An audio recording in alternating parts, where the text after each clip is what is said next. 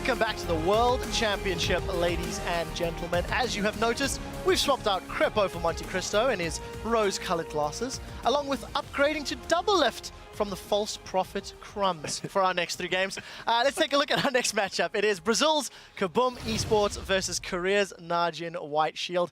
NaJin are looking to secure a spot in the quarterfinals. With a win here, it will get them 1 step closer to doing so, but it's not a mathematical guaranteed yet. Let's talk about KaBuM. They're the guys with the uphill struggle.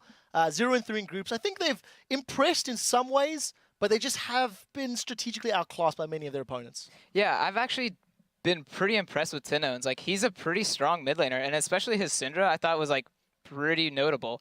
But the one sore thumb I guess I would have to say about KaBuM is Lep. Like, every time he's playing these kind of like mage tops, he's played Rumble, Lulu, and Kayle so far. They all seem kind of like not his style, or he just can't really respond well to ganks. They're all no escapes, and once he dies one time in the lane, the team capitalizes on that, and they just camp the hell out of him. I actually completely agree. Actually, Lep's old screen name back in Brazil was literally the name Aurelia. He actually played that in the wild card, did well with that. Like, just follow Wicked's footsteps and just play the champion your best at. I also want to give props to an individual player in Minerva. So I have a stat line for you guys. Let's rank the 80 carries at Worlds in CS differential at 10. Number 1, Imp. Number 2, Deft. Number 3, Reckless. Number 4, Uzi. Number 5, Name. Number 6, Minerva. He is next in that list of laning prowess. Like, he's doing quite well. This team is full of individually good players. They just can't put it together, and that's just so unfortunate to see. Yeah, exactly. And I think it was impressive to see that he was doing well against Sneaky. He was doing well against Tabs. I mean, that's definitely, that says a lot, actually. It is impressive. On the other side of the rift, it is NaJin Shield, who are, of course, looking to get 1 step closer to that guaranteed spot in the quarterfinals. A win here helps them along that path. Going 4-0 in groups is a definite strong start. Freak, you're my numbers, man. Yeah. How important is this to them? So if they win here, the worst they can do is a 3-way tie for first. That's if they lose to Cloud9. Am I doing the teams right? Cloud9 and Alliance. Yeah, there we go. Sorry, I keep getting C and D backwards because both groups are so awesome and everyone's so good there. Yeah, the worst they can do is a 3-way tie for first if NaJin Shield wins here. KaBuM, on the same side, if they lose, they can still 3-way tie for second, theoretically, but they'd have to win out at that point. But yes, right? At the very worst, forcing a tiebreaker is a great way to start for Shield. Yeah, I completely agree. Now, for Shield, we'll see what they can do. They're playing Alliance later today, so we'll see how focused they are for this matchup. We're about to head off to the casters to get us into the game, but first, we're going to hear NaJin White Shield and their opponents talk about how the team is performing. White Shield just ripping through both Cloud9 and their base here. And they take command of their group now. I think NaJin White Shield's one of the best teams here. I think they have opportunity to the finals. 네, 상대를 무시하는 건 아니지만 조금 쉽게 할 수 있을 것 같아요, 경기를. They pick high-pressure champions, mainly from the mid lane and the jungle, something that is really fast at doing objectives, really good at vision control. Flash down on Froggen with vision control. It will be very hard for Alliance to stop this bear. They have a good game plan. They go into the game wanting to do X, Y, and Z. They went into the game against Alliance with a plan of countering mid-zillion, but Alliance didn't play mid-zillion, so then they weren't ready. 카붐과 C9이랑 할 때는 저희 생각대로 좀 된 것 같고, 얼라이언스 팀과 할 때는 초반에 너무 게임이 약간 좀 기울고 시작해서 힘든 면이 있었는데. They slow down what? There is Froggen able to pick up first blood, shot and a dive in with the ultimate going. So goes the Gorilla. It's a double kill for Froggen. There's definitely some mistakes they're making, and if we can keep capitalizing on them, we should be able to win. 실수가 좀 많았어요. 3경기 동안은 실수가 좀 많았고, 지금부터 남은 경기들은 조금 더 저희 팀 색깔을 보여줄 수 있었으면 좋겠어요. And welcome back, ladies and gentlemen. We just heard it there from NaJin Shield. Not going to make the mistakes like they did against Alliance. And I'm pretty sure this game they are going to be on a mission, because that could almost, as Trevor said, secure them in that top spot. Well, we've got 2 games from them, and the second one is going to be that rematch with Alliance, so they have another chance to it's going to make be a more clean game. Big day for them, ladies and gentlemen. Of course, if you have just joined us, I am Lee Dearman Smith, and I'm joined by Martin DeVicio-Linger and Sam Kobe Hartman Kensler as we do head into the next 3 matches. And I mean, we have had some insane games today. KaBuM now here, can they make the upset against NaJin White Shield? It's going to be tough, but if they manage to do it, that's going to be another epic game. It's been a pretty wild day, so who knows what could happen. Let's take a look at the starting lineups for this matchup, though. Starting out on the blue side from Brazil, it is KaBuM eSports. That means in the top lane is Lep, Danagorn in the jungle, Tinones in the mid lane, Minerva as AD carry, and Dans on support. And on the red side, it's NaJin White Shield from Korea. Up top is Save. In the jungle, Watch. Mid, Goong. AD carry Zephyr, and support Gorilla. So I'm looking at this pick and ban phase for these two teams. Last time Gorilla, he got his Thresh, and he was an absolute beast. He landed so many hooks. All 3 games so far. Actually, yeah, I mean, he's been a must insane. ban. He's been insane. You have to ban it if you are KaBuM here. My favorite part is he got the blue elixir after he got mobility That boots, too. so he could just go throw that many more hooks. Yeah, it's going to be a problem, and also possibly looking towards maybe the top lane. You know, Save on Rise was an absolute beast last time against Cloud9. Well, talking about champion select here, I mean, last time they played KaBuM, they got a lot of their favorite champions. The Zed for Goong, the Rise that you mentioned for Save, performed very, very well.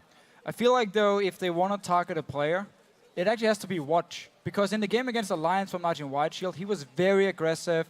Alliance managed to counter-gank him a few times. Danagorn, if he's in the right position, he might be able to do the same here. But how do you target a man that's played already 3 different champions, 3 different games? I mean, don't target in Champ Select, but in the game itself. Okay. Right. Okay, let's stick to pick and bans first. Let's not get ahead of ourselves there's just the Thresh yet. ban. There is the Thresh ban and the Zed ban, of course. We've seen Goong playing that in 2 games so far, despite supposedly not being a Zed player. Maokai and Alistair targeted. We have seen Alistair sneak through a few times for the first time in this tournament today. And Janna also being taken away. So Gorilla really being focused for this matchup. Yeah, and we can definitely kill the rumor of Goong not playing Zed. I mean, it's one of his main champions in Korea. I know, right? Absolutely insane on it. He has a small champion pool, but the few champions he does play, he plays them absolutely top class. All right, so Zed is banned out. So now, Ari and Orianna, the next top 2 for him. Zillion has snuck through the cracks, and that surely gives Tinones a sneaky peek. We'll see how that one works out for him. That's been a great champion so far, although actually had a couple of losses today. Well, again, we have some crazy games where the Zillion, obviously, when you go full late game, the Zillion will kind of fall off in terms of damage, but he's going to bring a lot of utility. What I actually do like for KaBuM is the fact they love the laning phase, and it's where they have to win the game. Now you get the extra experience from the Zillion to maybe get a little advantage and try and snowball. That would be great for them. Experience boost in the laning phase is very, very good. That is one of the few global passives still in the game. Zillion just holding on to his for as long as he can, but there it is again. Rise up top for Save. Lot of carry potential coming from that top lane. Yeah, that's going to be a real problem. Of course, Nami also locked in for Gorilla, so they are leaving the AD carry choice over to KaBuM. That means that Zephyr will have the choice to go with something to maybe counter it alongside that Nami. We'll see whether he goes with Lucian or Tristana, or even at maybe a Twitch. These obviously played so well throughout those regional qualifiers. Zephyr is fantastic on Twitch, and he has a bit of a special playstyle, but we can talk about it if he actually picks it. I mean, the big champion for him this tournament's been Corki. That's the one he's been We saw Deft as well with Corki yesterday. I mean, these mid-game power spike AD carries have been really popular. We see Lucian as well winning a lot of games because teams manage to snowball in the mid-game and just keep the lead and close out the game. Speaking of Lucian, though, that has been a big champion for Minerva, already hovering over Tristo. So heading more towards that late game insurance policy here. I would have loved a Lucian for him again, but maybe because Dance couldn't actually get his Thresh this time, which they've used together to really dominate the bottom lanes, they decided to go for the Tristana and go for focus more towards the late game. Well, there's been a lot of pressure on Danagorn throughout this tournament. Obviously, back home, not getting quite the support because he hasn't been performing to his max. He was pressured and pulled from pillar to post, honestly, by Alliance the other day. They were camping out in that top lane on Lep, and every time he came there, it was just a little bit too late. He seems to just kind of be lacking the overview of where the enemy jungler is or where he wants to gank, which means Danagorn is... It seems like he's always late to the counter gank, and we saw in the first game actually between these two teams, he was just sitting in the top lane waiting for Watch, but he never showed up, so it didn't actually work for him. So what he's doing is a lot of guesswork as Yes. a jungler, and he's trying to predict where the routes of his enemies are just based on where they've started. But they do need more information for him to work with. They have to get some sort of, deep wards to actually see where the enemy jungler has been making their movements. And that's where Lee Sin can be a great pick here. He's stronger than the Kha'Zix in the early game. He can go in himself once he gets the side stone, play some deep wards, and try and spot where Watch is moving, and then be ready for this counter game, because Watch is a very aggressive jungler. He wants to be in your face as much as possible. So third game for Zephyr to be on that Corki. It's worked so well for him. Got some massive scores the other day. It does leave a couple of things open. And Freak called this one out. Lep used to be known as Aurelia. That was his name. And finally, he's actually going to play a champion that he's comfy on instead of that Rumble in the top that he's been effectively forced onto, I feel, due to the popularity in this tournament. Yeah, we've been waiting for this Aurelia from Bleb all tournament long, waiting for him to go back to his namesake. Here they do have it, so this is going to be a good chance for KaBuM. This would be a remarkable upset. If they're able to pull this off, that would even top the craziness of the beginning of the day, and that is saying something. That would be insane, and they have a great setup here. We have seen this before where you have Aurelia in the top lane, and it's very easy to set up ganks because people now max your E, so you get the longest stun duration. Lee Sin can then come in, and you can actually kill the Ryze. It's a matchup we saw Alliance play earlier, but Wicked was the Aurelia, and obviously he got really far ahead compared to Balls, who had to just leave the lane in the end. Right, she's got this reliable gap closer, and Ryze is always vulnerable to top laners that have enough damage and a reliable gap closer, especially compared or comboed with a jungler like Lee Sin. I do worry about this bottom lane setup from KaBuM. They shouldn't be able to dominate the lane the same way they've been doing on the Lucian and Thresh we have seen from Dance and Minerva the last few games. Well, of course, we had the Lulu as the final lock-in as well for Goong in the mid lane, so we'll see how that will work out. I think it's the first Lulu in the mid lane we've seen throughout this tournament. He played it when they had the Riven top lane as well, against Alliance, actually. He did. And that didn't work out so well at the start, so we'll see whether this time around Tinones can get a bit of an advantage over the top of him. How do we count these two? How do we see this going? I mean, clearly coming into this one, NaJin White Shield, obviously massive favorites, but we've seen upsets already today. We have, but for me, it's all about this top lane here. Can you get Lep going on Aurelia so he can take over the game? Then you have a chance, because the bottom lane should be fairly passive in itself. Yeah, I mean, he's just had, as we've said, such a hard group stage so far. That would just do wonders for him mentally. Well, as the teams do get ready to face off against one another, we want you guys at home to tweet us, hashtag KaBuM or hashtag NWS And don't forget to tweet at LOL Esports in there. Otherwise, we won't even see the damn thing. So we'll be checking your responses as soon as this game gets underway. So here we go, ladies and gentlemen. Game 4 here in Singapore on day 3. The groups have been blown wide open this morning. And we'll see whether that trend continues as KaBuM start out on the blue team up against the Korean dominance of NaJin White Shield. All right, so we talked about this, top lane matchup and how there is kill pressure on this Ryze, especially when you combat with Lee Sin. But if there's no jungler intervention early, Ryze bullies Aurelia really hard. So he can push up, and as long as they have backing from Watch or some ward coverage, then don't expect Lep to jump out to an early lead or anything. It's going to be all about Danagon and where he decides to put his focus. I mean, last time they played each other as well, it was when Danagon was just sitting top lane. He kept running top lane over and over. He can do the same here with the Aurelia pick. And I feel like he has to do it, but he needs to be careful it doesn't become too predictable for both Save and, of course, Watch, and they're ready to turn the gank around.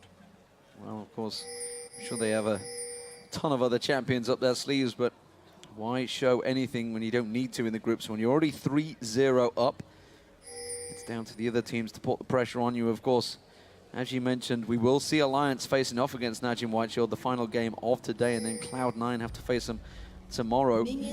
But with both of those teams now at 2 apiece, that game will be very important for Alliance. But right here, KaBuM, can they get that first victory on the board? Started out 0-3, not the best, but they are, again, very tough group. I mean, if you look at everything that's out there, effectively the #1 team for Europe, and some would still consider the #1 team for America despite their playoffs. Well, their lane swap is revealed by that NaJin shield late ward that they put here. So lane swap and red steel should be pretty even here. NaJin, white shield. Since KaBuM have actually started their own red with Danagorn, they might pull off a 3 buff here on Watch, actually. Looks like they've got it pretty cleanly.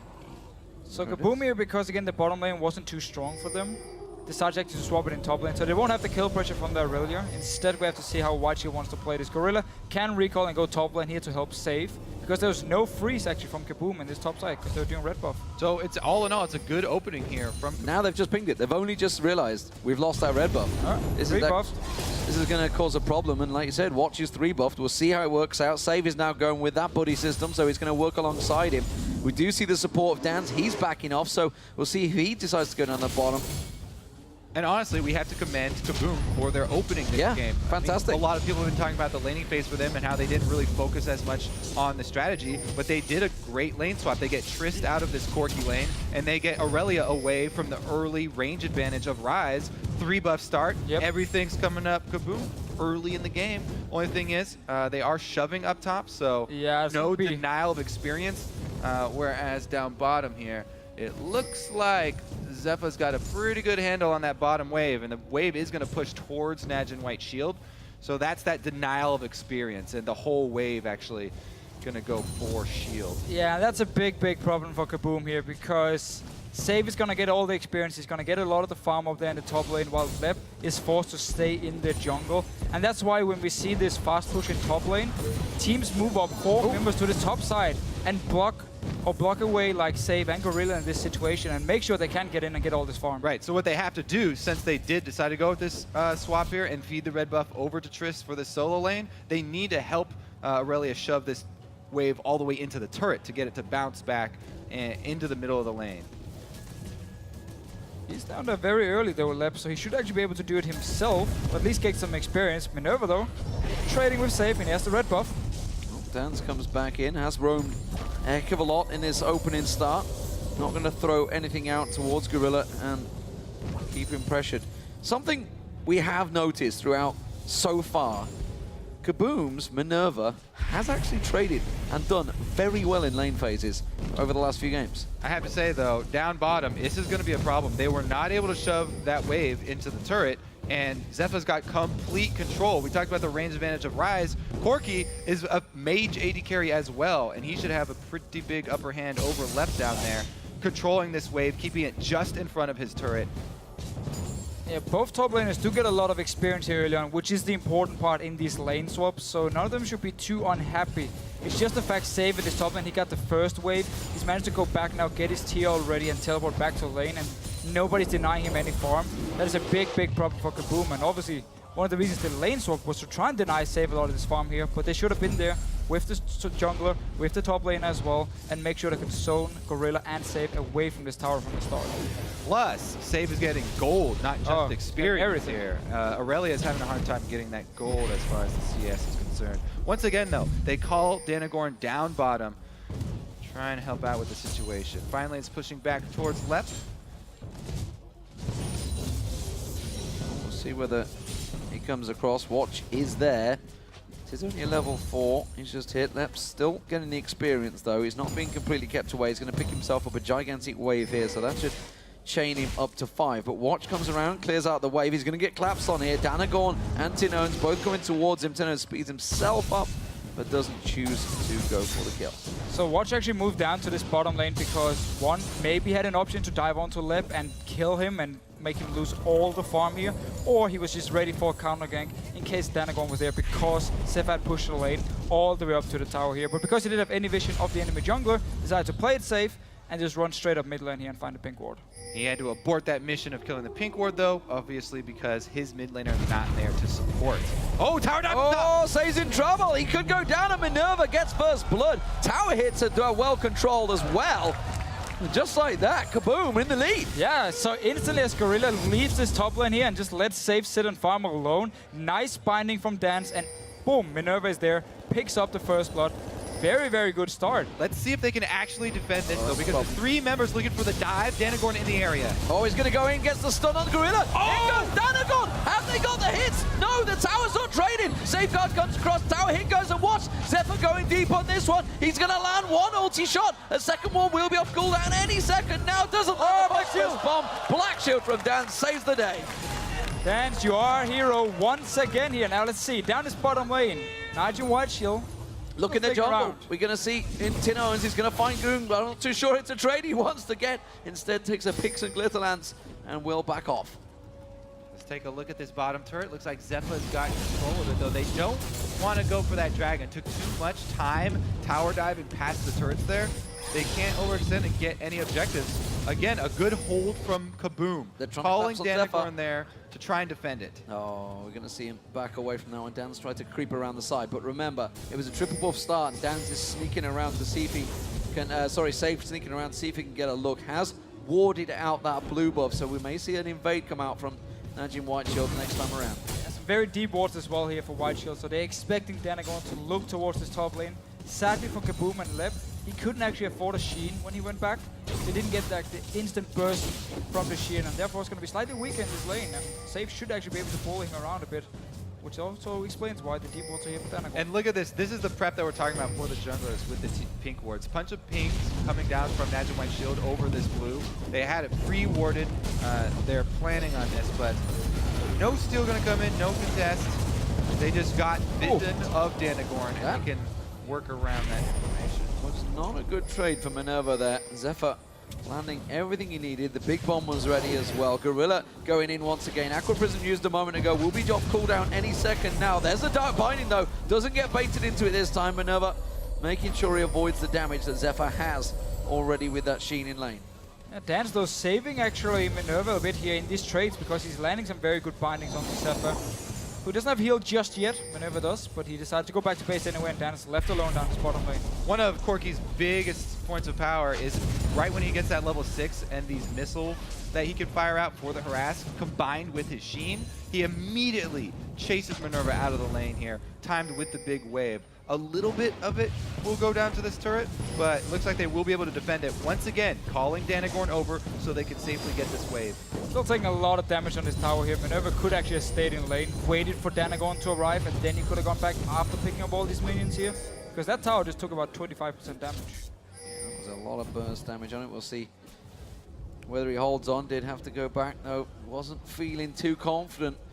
Wasn't aware really of that watch dive that possibly could come around again, but he's in the top lane. They have swept the wards out, but he's gone back, trying to build up towards that 24, so we'll see how quickly he can get it, whether he can get going. One thing that is going on in this mid lane is Goom is started to bully Tin Owens a little bit here. Tin Owens keeping up in terms of farm. He is on a zillion after all, so not too hard, but every time he tries to get near one of those waves, we do see Glitterlance going straight towards him. Yeah, and it's pretty much impossible for a Cillian in the lane against a Lulu to actually kill him. So it's going to be a bit of a farm lane. He got that level 6 with the Sheen completed for Lep. So even though he is down in CS, keeping up in experience because of the Zillion on his team helps him out a lot. And this is really the power spike we see from Aurelia pretty much every single game. Get your level 6, get your Sheen, and then you can start all laning the enemy top lane, and he has to back away. Let's see what happens in mid lane. He's already used the safeguard, gets across, doesn't manage to land the kick because Goon quickly pops the wild growth, turns it back around. In comes Watch, on towards him. Tin Owens, has he already used the Chrono Shift? He has, he used it on himself. No, he just very low. Bomb on Goon. Goon takes a tower hit as well, but risky play by KaBuM there. Yeah, and because he only lives because Goom missed the first glitter lance after Danagorn jumped in. Very, very risky, but they get out with their lives. Only cost them one wave shoved into the turret. They're collapsing down the bottom lane. Watch is going to get spotted out by that pink ward. Dance tries his best to defend it, takes a void spike hit, but he holds it for now, and that will slow the collapse down and forces him away for now. And once again, KaBuM doing a very good job in the early game. In the laning phase, got a lot of farm, especially on your AD carry and your mid laner. Like we've seen before, only slightly behind compared to NaJin White Shield, who, by the way, is a top 3 team in Korea. And KaBuM is doing well in this early game. Absolutely representing Brazil right now. One of the few teams that didn't push towards picking up one of those Brazilian players. Of course, some of the top teams over there did. That's why they were held in such high regard when they qualified through. Yeah, and the whole point of the wild card here, getting these teams exposure to these top Korean teams, you can see the evolution in their play just in this game throughout the group stages after those first 3 losses. Well, that's just it. I mean, outside of obviously the 6 group games that they're going to be playing, they've been practicing with these guys. They've been here in Singapore. They've been doing scrims with them. So it gives them so much experience, invaluable experience, honestly, that you're just not going to get sitting in your own region. Of course not. I mean, they've been scrimming teams like Fnatic and Alliance, maybe even scrimming some of the Korean teams. Let's see Lebob in his top lane. He wants to all in again. Oh, that didn't quite work out for him. He went straight into a room prison. And Save slowing that one down. Feeling very confident. We saw how strong Save can be on Rise already in this tournament. And it's something that I feel they're going to have to slow down. And look at these pings on Lee Sin inside the jungle from NaJin White Shield, constantly tracking Danagorn. This is why he's had a hard time on the world stage jungling. He's just not really been able to have the impact he wants to in the early game, in pretty much every single game we have seen. Only difference though for KaBuM now is Lep has actually been able to get a standard lane going where he didn't get ganked multiple times. Oh, Lep's trying the trade once again with Save. Coming out just about equal, both popping their ultimate there. Lep doesn't want to get too close though. That room prison will back off cooldown. There's a dart binding thrown out. Watch getting caught out by that one. Dan's actually dodging out, using that black shield to prevent the aqua prison coming through.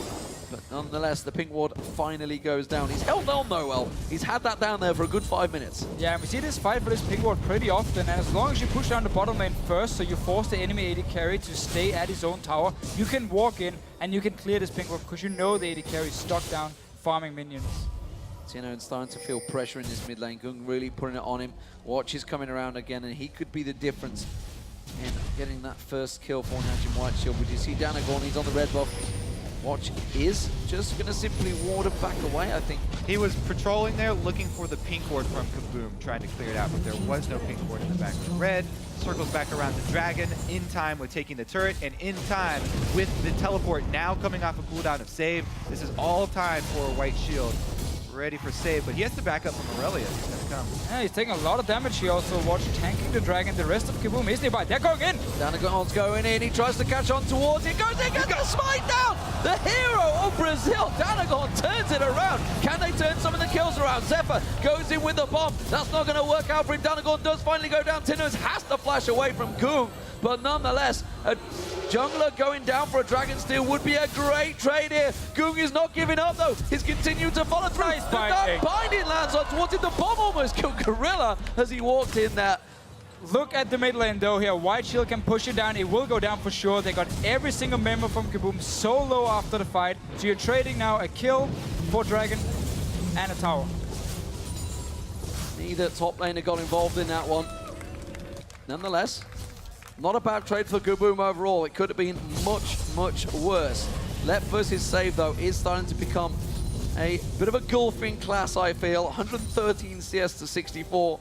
Obviously, all developed from that very early play that NaJin White Shield did to set him behind. But there really hasn't been much jungle presence in his top lane. They've let him go towards it. And Lep is just really fighting a massive losing battle right now. Yeah, Watches kept track of Danagorn pretty much the whole game, and they had some very deep wards early on in that side of the jungle as well to make sure Save scaled up well.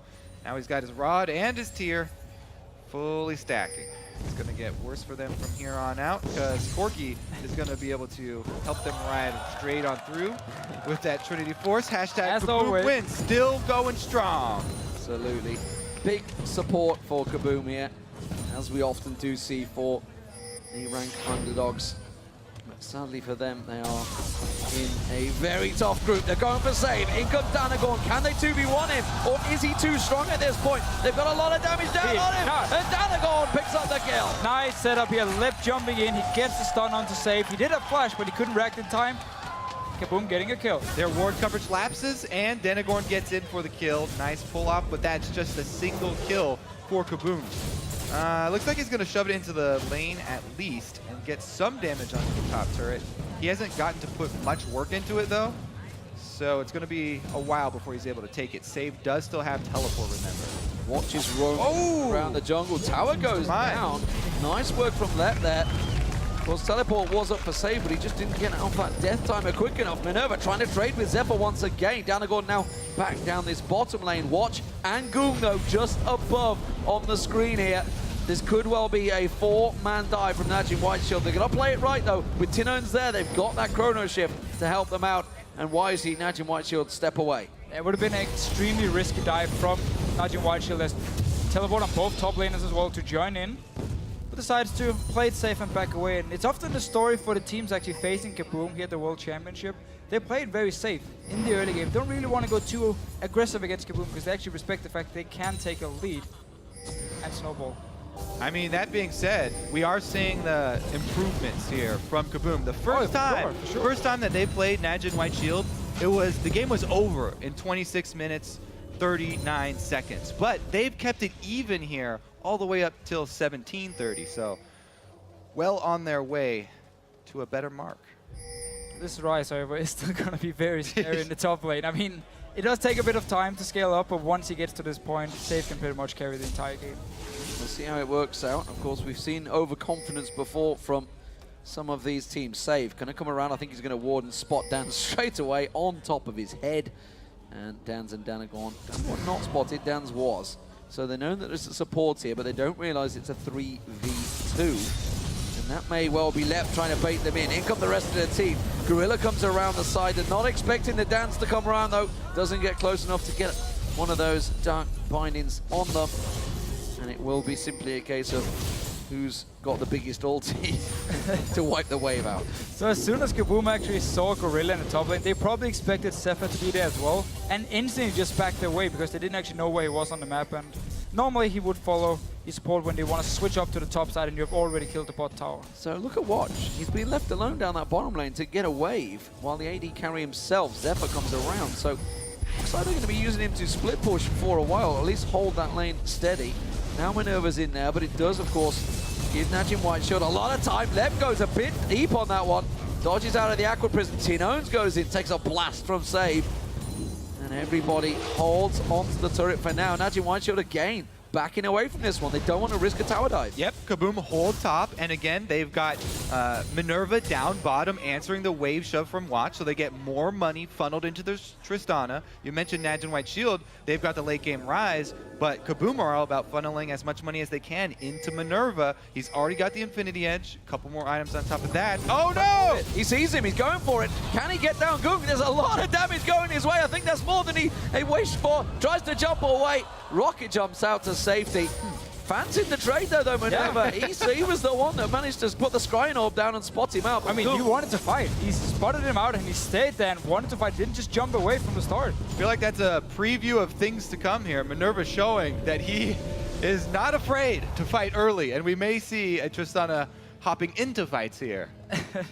Well, he does have the Zillion, so he can be a bit aggressive, but he's still going to need a bit of time before he can take on KaBuM one-on-one. Something that may be the saving grace for KaBuM, because they're effectively fighting a 6v5. May well just be enough. Lep goes deep once again, goes aggressive onto Save, backs away, doesn't really have the minion wave to get that lifesteal down, and Save pops his ultimate and blasts him away. Dark Binding doesn't land, and NaJin Whiteshield set up for the Dragon. Let's see here, KaBuM, 4 members down here. Top laners does have teleport. No ulti for Lep, of course. Save should be up fairly soon. But now Whiteshield just keeping the vision control around this dragon and want KaBuM to try and face check them. And mid-game vision control has been one of the biggest strengths of NaJin Whiteshield in pretty much all of their wins. They've had so many more pink wards and so many more wards cleared than all of the teams that they've been facing. Yeah, and also one of the reasons they really like this Corki pick is because you are so strong in the mid game. You can take these dragons in the start, get the goal lead you need, and then use that once you get into late game when you have a carry like Ryze in the top lane, get all this global gold in his pockets, and let him just control the game from there. Blue buff going across the Tinones, finally the bomb goes off. And that will keep him taking over nicely. Fell behind a little bit, of course, because he went for that tier. It will take a while to stack out for him. Meanwhile, Nancy, of course, KaBuM, get the right team, the right country would help. Right lane as well. It's all over the place. He's going for the Rabadon's Death Cap, I feel. And while again KaBuM is doing a great job actually keeping up in this early game, or early to mid game, NaJin White Shield is a team who is known for the late game power, and they're also known for taking it fairly easy in the early stages of the game and prefer farming and out-rotating the enemy team instead of just straight up kill them in early 5 versus 5s. Sweeping out the wards.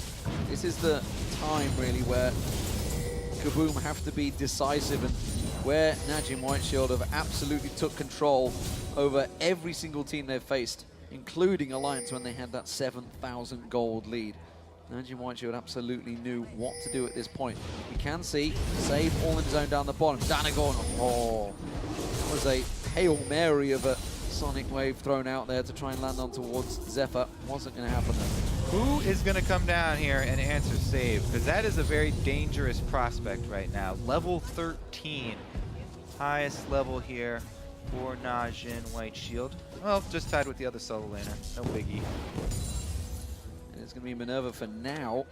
He's happy to have those waves pushed into him, I feel. He's just going to get himself that free farm. He's keeping up with Zephyr so far. Save, though, lingering off of the side there. Got to be careful. Oh, Minerva. Just a cheeky bounce. Hashtag KaBuM win. Well, he's getting all the free farm down his bottom lane. As long as he stays under his own tower, he shouldn't actually die. No, Danagon doesn't get the reset, doesn't get the hit on it. Had to back away. Tinon's thought about going aggressive there, but comes back around and keeps him away. Yeah, this is really where NaJin's biggest advantage is. You can see they're constantly trying to push the borders of their vision control into KaBuM's jungle, whereas KaBuM have had a really hard time even getting back up to the river. So that means pretty much all of the objectives are in shield territory, and they've been able to control the easy gold flow of the mid-map objectives. And it's a scary thing. Every single team so far who faced NaJin White Shield had to realize they will take over your jungle. Top lane, everyone else from KaBuM just backed away, don't want to risk anything up here. Easy tower for White Shield. Save's going down to block off as well. Minerva in the bottom lane. He has got the support this time of Dance. So we'll see whether Dance can sneak him in. Minerva's going to try and bait him, I think. We'll see whether it works out. The top wave, of course, is being pushed in. NaJin White Shield will take down that turret. Minerva just trying to take a couple more tower hits. Here comes Save on towards him. Black Shield quickly answers. Save doesn't want any of it just yet. All right, outer turrets traded. Looks like both teams happy with their late game carries here. Minerva versus Save. I know on paper that's a pretty unfair matchup, but Minerva has really been stepping up during this World Championship here, and the Analyst Desk was talking about it. We have talked about it in every single game. Him and Dance together in this bottom lane has been looking very, very solid. Plus, if we do get super late game and Triss can get up to that level 18, the extra range is going to do wonders for KaBuM versus this NaJin White Shield team. And it will have to be some flashes in from Save to try and create something. That being said, Save is definitely known for his ability to flank around you and pull off one of those engagements because NaJin White Shield control the wards so well. Cool. And Co are heading down towards the bottom. They're taking control of the lower half of the jungle. Whoa, Minerva out of position a little bit there. Co takes himself a tower hit, quickly shields that off and blocks all of the damage. But NaJin White Shield, I think they've finally realized this is our time to shine. Oh, Tinones goes too deep, got in the Aqua Prison. Is he going to get the Chrono Shift down in time? Oh, got it! About comes out of the picks in time to get that down. He must have been hammering that Arky. So much CC from White Shield. The bubble first into the Whimsy. Tidal Wave wasn't used by Gorilla here, so saved one of them at least in case there will be a fight. But once again, White Shield can take the red buff. It is their jungle here. KaBuM only controls their own lanes. Minerva keeps them away from the tower for now, but it may well be the middle. They're going to rotate through. Goom once again. Oh, they're all out of position here. Tino, no Chrono Shift this time around. He's going to get locked up. Is it going to be enough to heal him out there? Can't so shield through that one. Danagons go deep on it. Oh my lord, he shouldn't be jumping in that strong when your mid laner has just dropped down. And KaBuM, well, they keep them away for now. There's no minion wave, so they're trying to tank it out. Here comes the conga line. Minerva has to clear this one out as quick as possible. He's got himself the static shift, so he should be able to wipe the wave out quickly. Could we see a tower hit towards Zephyr? Lep thought about it for a moment, goes in. Goom just ballsily teleports away and Save. Well, he's getting all the free time in the world on this bottom lane. Ooh, they are going to collapse down through the jungle, but there's plenty of wards that Shield set up previously, so Save has an exit route. Another minion wave crashes into the turret too, so slowly but surely, Shield chipping away at these turrets, top and, or middle and bottom. Alright, let's see it again. So Tinnos, he doesn't actually have an ulti here, and he decides to run into KaBuM, so he's in a terrible situation from the start, and very last hit will actually take him down. Then we have the Denagorn engage, trying to get in there. I believe he was trying to drag kick back, if he still had it. But once again, flash away. Save him. Here's those river objectives that we're talking about. Covered by the vision from Shield, another easy pickup. And we just have to notice how White Shield plays with the lead. They will always start slow pushing one lane, and then they will have save in the other side lane, and then in the mid lane they can have the 4 members. And it simply means every single lane is pushing down. It means you have vision in every single lane as well, and you can just rotate between these towers easily to take them if KaBuM is not ready to defend in time. Oh, Minerva. Are they going to stick around? They are going to keep pushing. Zephyr's gone up to meet him. I'm not sure if they realize Dan's is off of the side because there is no vision this time around. Are they going to hang around? Are they going to hope? But look at KaBuM, he's collapsing in towards him. Uh-oh, this spells trouble for Minerva. Is he going to back away in time? I think he has. He's got back to face. Long was gone. close. Long gone here. I like how Dance is just following Minerva around here. You have this back up Morgana every time. That just drew 3 members of NaJin White Shield straight towards the top, which has given a bit of free time down the bottom. And look at Denagorn sneaking in towards that. KaBuM also coming around. They're going to try and chase on Tinnos. They're drawing him away.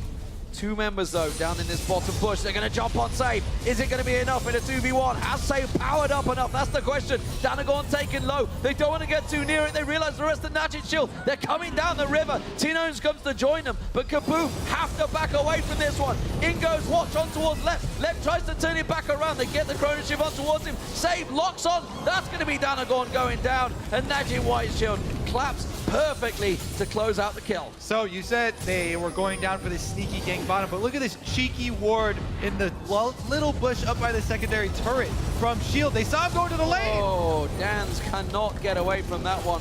Zephyr comes around the side, picks himself up. Another kill, or the first one on the board for him. Now they also have a wave to take down the turret. So not only do they get the 2 kills, they get themselves a big, juicy inner tower. Yeah, we see the death timers already being about the 30-second mark, because we're actually 29 minutes into the game. Not been a lot of action, but just been a lot of objectives taken by Shield and KaBuM as well, trying to respond with towers every single time they had the chance. Instantly, though, 2 towers fall in favor of White Shield. That's the problem. Once they do fall, they're set up like dominoes, and just NaJin White Shield tumble them across the board. They're all going to go back, got themselves a chunk of gold, get themselves that step ahead in items with that 6,500 gold lead. And that is just the hard part again. When you're playing against Shield, if you lose one fight, you know every single lane is going to be pushed up to your tower. So you saw them take this bot lane tower, instantly the new mid lane was open, just walk straight in there, kill another tower, and they punish you so hard if you get caught out of position and lose a team fight. Yeah, it's going to be hard for KaBuM right now. They're losing so much map control. That they do have a Morgana on their team, and when we saw upsets, a lot of them were off of support plays, a thresh hook, catching a key member of the opposing team off guard. If KaBuM get some sort of strong roam with the numbers advantage, and they hit one of these key bindings, there is still that hope that they can catch somebody, kill a carry, come back into the game. I mean, they have some good single target bursts. You have Aurelia, you have Tristana here. You can take down a target very, very fast. And Dance has been pretty on point with his binding so far. Just not been able to do it in terms of a team fight. It's been more just him and Minerva running together. Yeah, and as we've been over several times, Dance, you know, that shot caller, moving from AD carry down to support. If they are going to group up and try and make a play off one of these bindings, he's the one to make the call. Saw Frozen Heart being stacked up by Save. Dan's being chased on. Lieutenants are going to try and turn this one around. KaBuM's the focus. Have they got enough? Denagorn just locked up there. Uh-oh, here Chrono comes Shift is going to come out, but I'm not too sure he can safeguard to anyone. He tries desperately to come away. The wave catches 3 members of KaBuM. Zephyr comes around the side, gets 1, gets 2, tries to chase on towards the 3rd, on towards Dance. Dance taken so low, he maybe get dropped here. One more shot, there's the triple. He continues through, gets himself the quadra kill. A great style for Zephyr. Yep, and that is going to be an inhibitor turret and the inhibitor here for NaJin White Shield. NaJin White Shield, they get into the base, doors wide open. Maybe even more here. I mean, can it take a Nexus turret as well? There's still 20 seconds. for KaBuM here. Otherwise, we can see Watching just go straight for Baron. Well, they've got the big wave. They are going to back away. It is going to be the Baron, it seems, as they run straight towards there. Everybody's pretty much topped off in health, and of course, a whole stack of ultimates left because it was Zephyr that just single-handedly ran through the team. Yeah, Gorilla with a huge Nami wave. 3 knockups, interrupting 2 jumps. Great catch there for Shield. So Baron goes down. NaJin White Shield turn on the power. And this has been their power really. Once they hit that 20-25 minute mark, they just take control of the map. And it seems teams are helpless. Danagon once again out of position this time. He's in trouble. Save, gets kicked, tries to use it. No! One last save will take him down. Fancy moves though by Danagon here. White Shield should probably just go back and spend all the gold they have. I mean, they got some towers, they got the Baron, they won the last team fight. There's some very, very fit members on this White Shield team. All right, let's take another look at this. They had Goong in what they thought was a good position here, but 4 members. And because they focus all this onto Danagon and they get the Zillion ult out, by the time Zephyr arrives, it's pretty much cleanup duty here. This time around, it's Zephyr flanking and not Save. And he actually is the one diving forward to pick up an extra kill with that red buff. Oh, there it is. That's a flash for it. But that wave was absolutely impeccable by Gorilla. The fact that he was around the side as well, he wasn't even close to being involved in the fight. He just knew the length that ultimate would run and just saw the devastation that it would pull on towards them. KaBuM, they can't defend this turret. They have to back away because Gorilla and Watch are flanking around the sides. Yeah, I think Gorilla definitely deserves that Medjais after that play. Ooh, whoa, he's done. Oh, he's gone. Oh, the shield. Oh, still not enough. Zephyr just burns through in that red buff. Doing work. Zephyr honestly has been impeccable in this group. We saw yesterday, of course, he picked up their 16 kills. He's going in once again. Soul Shackles from Dance. He doesn't care about that one. Forces them away from the inhibitor turret. And that is the second one that will tumble. And NaJin White Shield now, they are just driving through KaBuM's base. It's just like what you guessed yesterday on Corki as well. I mean, you can almost 1v5 the game when you become so fit on Corki. Let's see what he can do. Down to this bottom lane. Save might want to join the party. Absolutely. That's going to be the 3rd inhibitor turret of the game. I think right now KaBuM are simply spectators in this game. Just figuring out how exactly it all went wrong, because at the 17.5 minute mark, he said it was just 100 gold differential between the two, but just the teams know exactly what to do at that moment. We talked about the power spike from Save as well. That was imminent danger for KaBuM. With these Nexus turrets and super minions coming on through, it seems that NaJin White Shield, with the wave rolling on through, will close out this game. The Nexus is the final thing to fall. KaBuM forced onto the fountain. They are being driven away by the Korean powerhouse. The number 3 seed, NaJin White Shield, are looking incredible in the group phase. Oh yeah, they deserve to be at the top of the table in this group. Still haven't dropped a game here. And we got to see, us and KaBuM, firsthand, the impeccable ward coverage from that mid-game, how they push it up step by step, take objective after objective, switching between outer turrets whenever there's an opening. It's all about their slow pushing of the minions, and every single time you push in one lane, you know you can quickly go to the next lane, you take the minions, go straight to the tower, and it is so hard to play against for every single team right here. It's not just KaBuM. I mean, Alliance have lost to White Shield, Cloud9 lost to White Shield as well. They are just a great team, and once they get the lead, they won't let go. Problem is, who do you ban? Because they went for Thresh, they went to the Janna like, Gorilla, we're going to take you out of this game. No, 0-0-10 Nami, excellent wave control, brilliant ultimate, non-stop, and the rest of the team, you know, you look towards Save in the top lane. We always knew he was going to be powering up on that Rise. He's shown once again, that's the 3rd victory on Rise now in the group stage, but he's got so many champions to fall back on as well. It's a really tricky decision to find those 3 bans. You kind of want 10. Well, if we had 10 bans, it would be quite a boring game at least. I could open things up, who knows? I mean, that would be some new picks. We've got plenty of champions. Heimerdinger would. Don't worry, we've got plenty of champions. For sure. I do miss the Donger, I have to admit it. So what do we make of these? I mean, NaJin White Shield, they're looking unstoppable right now, but Cloud9 and Alliance have to face them.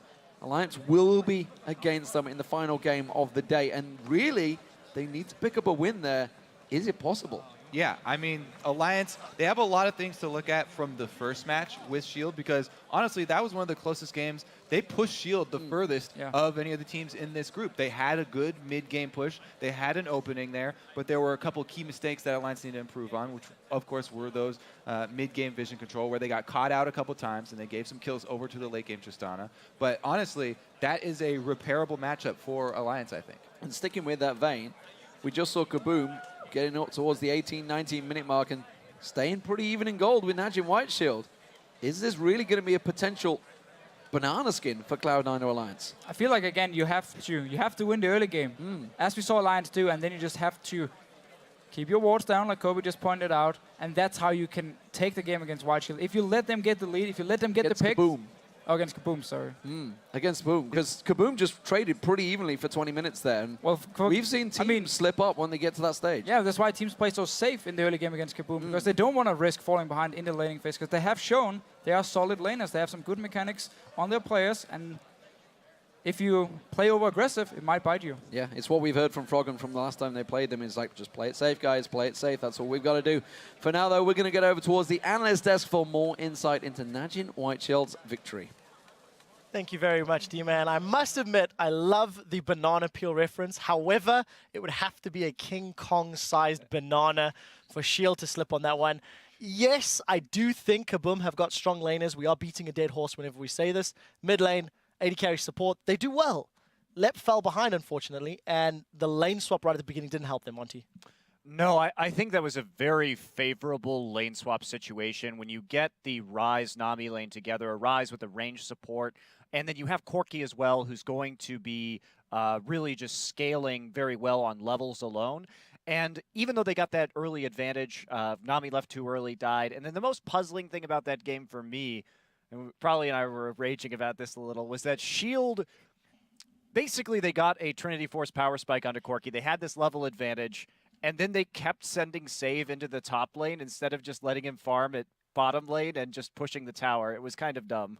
The Trinity Force power spike was so Corki could just run around the map faster. Right. That had to be it. I think we more solved playmaking on the AD carry. Well, talking about the AD carry, we actually have a fantastic replay that really just summarizes the game. I feel like Shield were playing patient, playing low risk. Roll this clip out and then probably talk us through, what Zephyr was doing that stood out in Gorilla as well. Well, Goong's already starting this out right now, and at this point, they're just trying to pick and kill someone. Nami gets a really, really sick wave, and if you see Corki's starting to come in from the side, and he has all of Lulu's skills to use at his disposal, so he's about to just run in there and start cleaning up the fight now that Zilean ult's down, and now it's kind of up to him to, land his ults, which are gigantic at this point, and then, be a man and flash for that kill. Gorilla ended up getting, I think, a 4-man knockup with that wave. Yeah. Really picking the angle correctly on the retreat from KaBuM. Well, not only that, but predicting that the W would be off cooldown in that time frame as well when the Lee Sin revived, and then also knocking Tristana out of rocket jump. It was just an incredibly good wave. So double lift after the quadra kill, AD carry, Shield. What's your take on the game? I just thought maybe the game would have been different if KaBuM hadn't picked Lee Sin, because Danagorn's mechanics, honestly, that game were not up to standard. And Lee Sin's a very mechanic-focused jungler alongside like Thresh as support. If you're not like on top of your game and you can't get those insects, then there's really no point to pick Lee Sin. And you saw that quad kill was really started because Danagorn was so out of position that they had to blow Zilean ulti on him and he still died after. So it was just, I feel like if you're not on top of your mechanic game, you shouldn't be picking champions like Lee Sin. Yeah, it didn't work out for them. All right, let's quickly take a look at the standings before we move on to the last two games of the day because they will be particularly telling. Freak, we've been running the numbers. NaJin Shield now one step closer. We've got two very, very big games coming up. OMG versus Samsung Blue, as well as Alliance versus NaJin Shield. If NaJin Shield win that game, they're guaranteed a spot in quarters. Yeah, as soon as NaJin Shield gets a 5th win, they are guaranteed first place as well. But basically, both Alliance and Cloud9, they're basically just going to be playing KaBuM and NaJin White Shield, my understanding. So you still have that potential 2-4, 2-4, 2-4, or Alliance and Cloud9 going 4-2, 4-2, 4-2 against NaJin White Shield. Going to be very, very interesting. Samsung Blue, of course, coming up against OMG. OMG going to have to figure out a few things to get right. Before we talk about that game, let's check in with our Twitter question of the day. Earlier, we asked you guys which player has been the biggest star in the Singapore group stage. It's an impossible question, and why? Here's what you've had to say. First one is from Okay, I'm going to try this. Striker Eureka. The highest star can only be high. Great CS and holding his own against the best. Massive improvement. Prolly, you're the mid laner. Yes or no? Yeah, I think High stepped up a lot. The only thing that I would say is the only weak point of High is his champion pool, but his play is pretty stellar. Next up, we have from @Dirian Archer. I feel Gorilla has done remarkably well for NaJin White Shield so far. Crims is 100% right. His Thresh is absolutely bananas. That's the banana that D-Man was talking about, Monty. Ding, ding, ding. We have a winner. If we want to talk about the player who's been consistent throughout all of these games, even when we saw Shield get behind against Alliance, it was his picks, his hooks that got them back in the game. He's just been the most consistent player so far, and his team is 4-0 because of it. I completely agree. I think he's phenomenal. Next one from @ForestForest4. Control feed that one. Reckless is really making a name for himself by not showing any fear against the biggest of names. And Doublelift, Reckless has really stepped up. Yeah, Reckless has been playing fantastic. He actually only had one game where I felt like he might have been able to do better. His first game against OMG, but after that, he did really well against Deft. Over 100 CS against considered possibly tied for best AD carry in Korea, along with Imp. He went over 100 CS ahead. So this guy's amazing. He got a pentakill earlier today. He's just on top of his game. Yeah, we'll have to see how he performs tomorrow. And finally from @ScottPantera. My mom, because she lets me stay up late to watch World's Freak. You're the only one that hasn't chimed in about Pantera's mom. Do you know if she's OP? That's a weird question to ask me. I was debating whether to make any mom jokes or not, and now you just set them up for me. She seems wonderful. I mean, if you get to stay up and watch League, it's wonderful. I believe it's hard. It is Saturday now, so at the very least, you probably don't have anything you have to like get up for in the morning. So big props to everyone who's using their Saturday to watch She's a nice League. lady. I have to apologize to Freak. That was my bad. I didn't need to set you up that way. I had no idea where to go with that. Actually, thank you to all the moms and dads who are letting their kids watch, and thank you for everyone tuning in. Right, thank you for sending your tweets to us. Remember, you can stay in the conversation throughout the World Championship by sending tweets to @LOL Esports. Use the hashtag Worlds, and we'll be talking about your mom on air. We're going to rebel off the riff for a moment, and when we drop back, China's OMG will face Samsung Blue. Don't miss it.